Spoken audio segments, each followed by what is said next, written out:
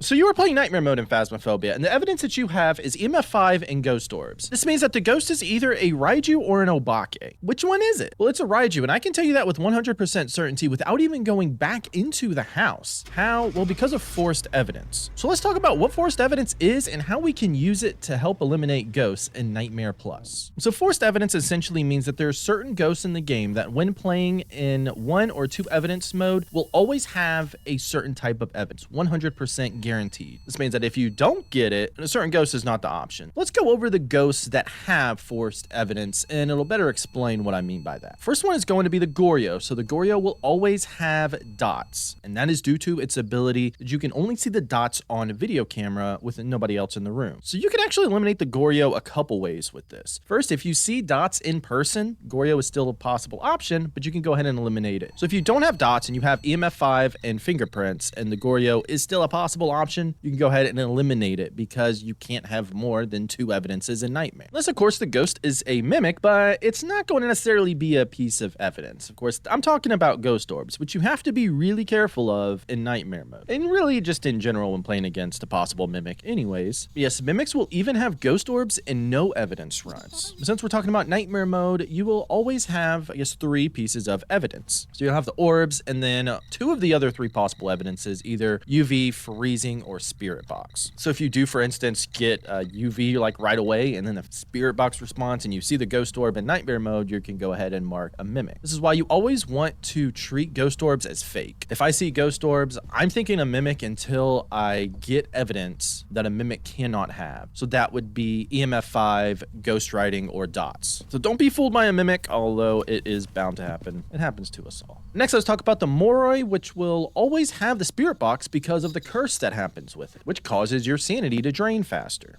So if, for instance, you find the evidence of freezing and ghostwriting, even though Moroy is a possible option, you can go ahead and mark it out because, again, you cannot have 3 evidences. So getting the spirit box would be impossible. Of course, if you do have spirit box, the way to determine a Moroy is going to be listening to if the footsteps get faster, the lower your sanity gets.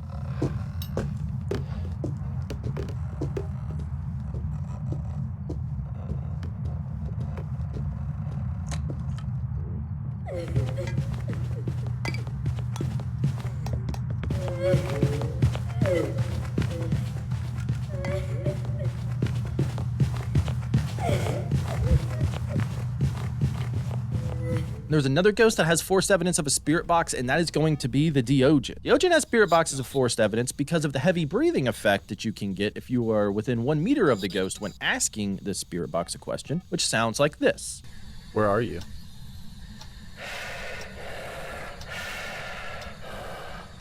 So again, if you're playing Nightmare mode and you happen to get ghostwriting and dots as your piece of evidence, even though Doojin is still a possibility, you can mark it out because you cannot get that spirit box. Of course, if you do have spirit box, Doojin is very easy to determine during a hunt because, of course, it's going to be really fast, but never be able to catch you. You can infinitely loop it. Next is going to be a Hanu, which will always have freezing temps as a piece of evidence. That's due to its ability to speed up the colder the temperature gets in the room or house or environment. So again, if you happen to have UV and Ghost Orbs as the evidence, you can go ahead and eliminate the Hanu because it has to have freezing. Now, the way to identify a Hanu is actually a couple ways. Hanus do not speed up in line of sight, so if the breaker is on and everything is warm, you can actually infinitely loop the Hanu as well. It can never catch up to you. Or if you're really feeling spicy, you can look for the freezing breath while the breaker is off and it's hunting. That's very dangerous.